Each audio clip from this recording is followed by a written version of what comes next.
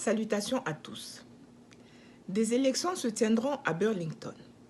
Ces élections auront pour objet l'élection de candidats et aussi le recueil de vos réponses à certaines questions que la municipalité se pose. Vous pouvez voter à l'avance en utilisant la voie postale ou en personne en vous rendant directement à votre bureau de vote habituel le 2 mars prochain. Pour en savoir plus sur la façon de voter par voie postale, veuillez regarder la vidéo suivante. Durant cette élection, la population pourra voter son maire, les membres du conseil municipal, les représentants du conseil scolaire, ainsi que d'autres fonctionnaires électoraux. Il y aura également 7 questions auxquelles vous devrez répondre oui ou non. Notez qu'il vous sera aussi donné l'option de vous abstenir. Ces questions sont un peu compliquées. C'est la raison pour laquelle nous voulons vous en donner une brève explication ici.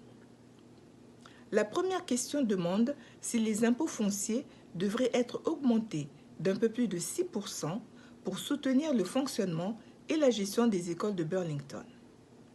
Le conseil d'administration scolaire a déterminé qu'il faudrait allouer un plus grand budget au secteur scolaire pour soutenir le personnel et les étudiants.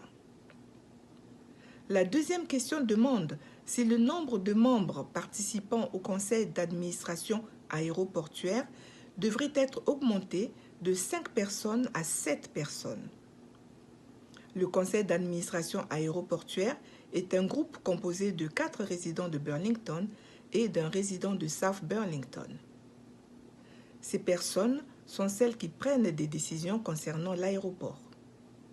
La question ici demande si on devrait ajouter 2 autres personnes à cette équipe, à savoir une personne habitant à Winooski et une autre personne habitant à Burlington.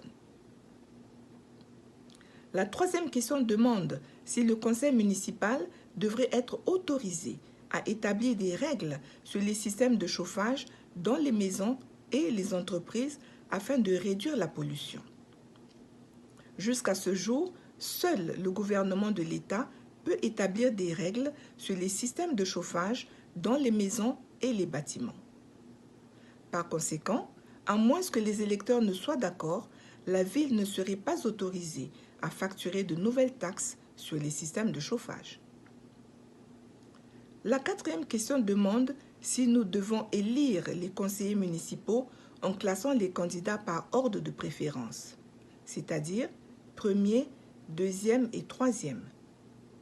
Avec le système de classement proposé, si aucun candidat n'obtient la moitié des voix, le candidat qui a obtenu le moins de voix sera retiré et les personnes qui auront voté pour ce candidat verront leur vote compter pour le candidat qui correspondrait à leur deuxième choix. Ce processus se poursuivrait jusqu'à ce qu'un gagnant obtienne plus de la moitié des voix. La cinquième question demande si les personnes qui sont des locataires devraient bénéficier de plus de protection contre l'expulsion.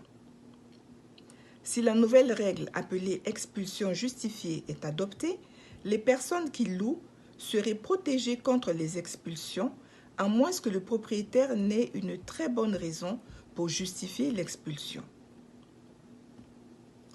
La sixième question demande si les magasins de Burlington devraient être en mesure de vendre légalement de la marijuana ou du cannabis à partir du mois d'octobre 2022. À ce moment-là, tout magasin qui souhaiterait en vendre devrait obtenir une licence spéciale.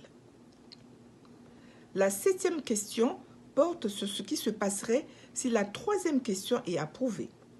Cette question demande si la ville devrait créer des lois et procédures pour les résidents à revenus faibles et moyens, les personnes de couleur et tous ceux qui sont marginalisés dans notre communauté, afin que ces personnes puissent bénéficier de systèmes d'énergie de pointe.